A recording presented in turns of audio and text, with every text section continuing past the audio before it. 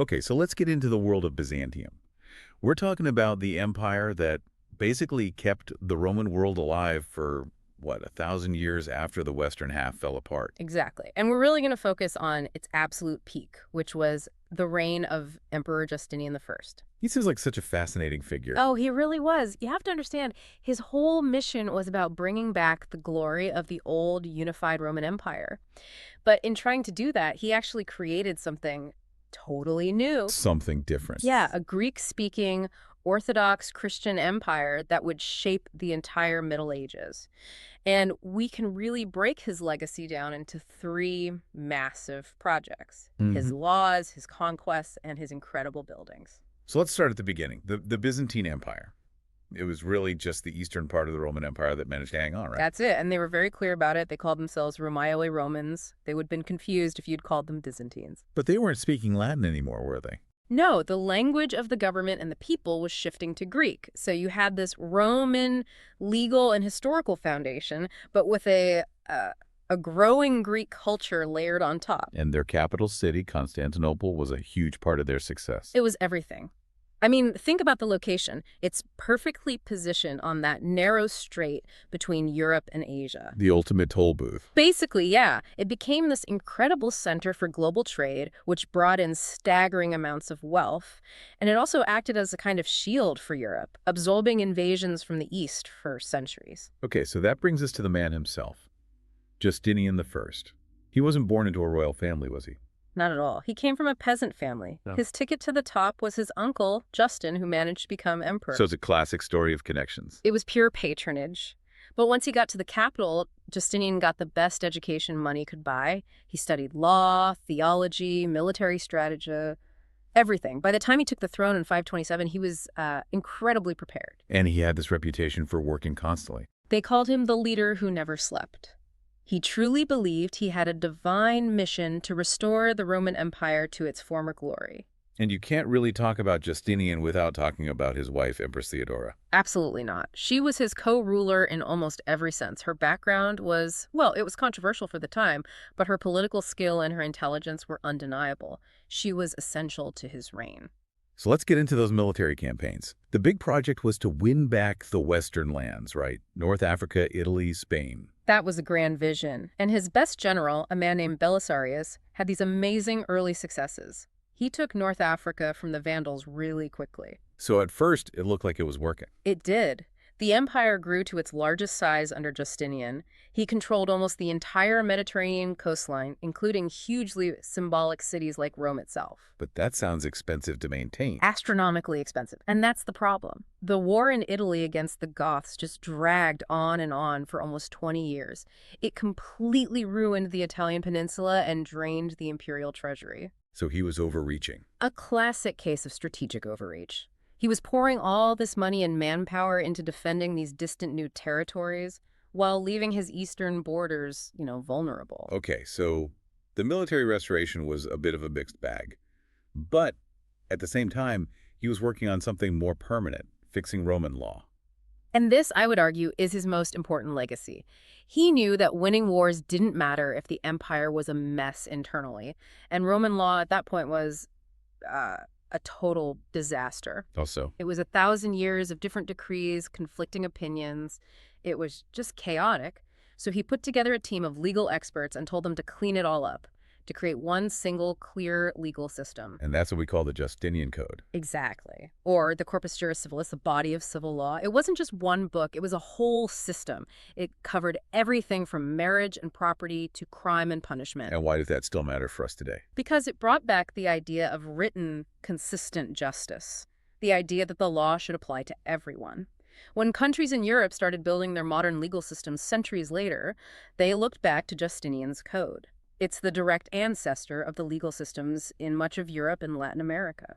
That's an incredible achievement. So he's building this framework for government, but he's also literally building, right? The architecture from his reign is legendary. He believed that the power of the empire had to be reflected in its buildings, especially its churches. And this really kicks into high gear after a massive riot nearly destroyed Constantinople. Ah, the Nika riots. We'll get to those. But out of the ashes comes his masterpiece. The Hagia Sophia, The Church of Holy Wisdom. It's one of the most important buildings in world history. And the thing everyone talks about is the dome. What was so special about it? Well, it looks like it's floating.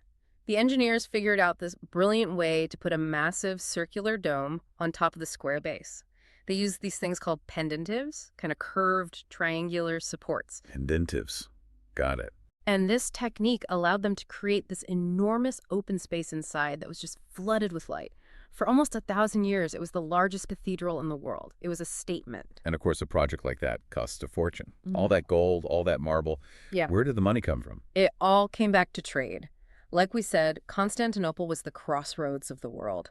Spices from India, furs from Russia, and the most valuable item of all, silk from China.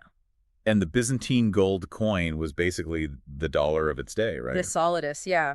It was trusted everywhere because its weight and purity were incredibly consistent for hundreds of years. So the empire could collect enormous amounts of tax revenue to pay for the army and for projects like the Hagia Sophia. And didn't they eventually figure out how to make silk themselves? They did. It's an amazing story of industrial espionage. The story goes that two monks smuggled silkworm eggs out of Asia by hiding them in hollow bamboo canes. No way. Yes, and this allowed the Byzantines to create their own state-run silk industry. It was a massive boost to their economy. Okay, so the city is rich, it's powerful, it's packed with people.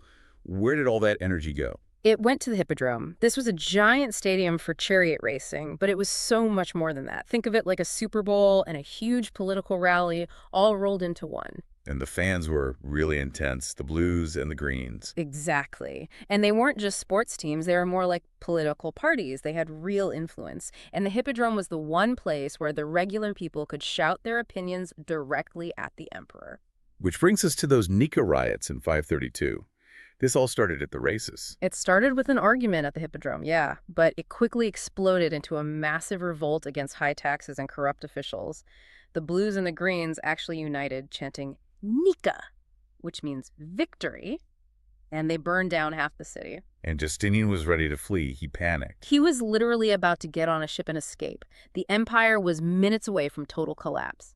And this is Theodora's great moment. She convinced him to stay. She gave this incredible speech.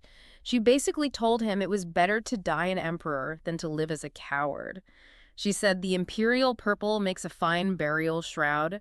Her courage completely changed his mind. So he stayed and fought. He did. He ordered Belisarius to trap all the rioters inside the Hippodrome.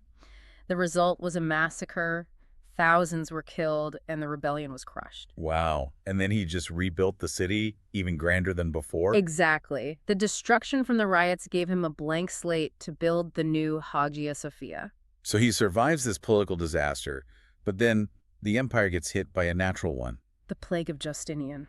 Around the year 541, the bubonic plague arrived on merchant ships. It was one of the deadliest pandemics in history. How bad was it? It was devastating. Some estimates say that a third, maybe even half of the population in the cities died. Justinian himself got sick, though he managed to survive. What did that do to the empire in the long run? It crippled it. You suddenly had massive labor shortages, you couldn't collect taxes, you couldn't find enough soldiers for the army. The plague is really what made it impossible to hold on to all those lands he had just reconquered in the West. And yet the empire itself survived for another, 900 years? Yeah. It must have had some serious military advantages. They were masters of defense. The walls of Constantinople were an incredible piece of engineering, a triple layer of fortifications that no army could break through for centuries. And they had a secret weapon, too, Greek fire. The ultimate secret weapon. It was some kind of liquid chemical that could be sprayed from tubes on their ships. The terrifying thing about it was that it could burn on water. It gave their navy a huge edge.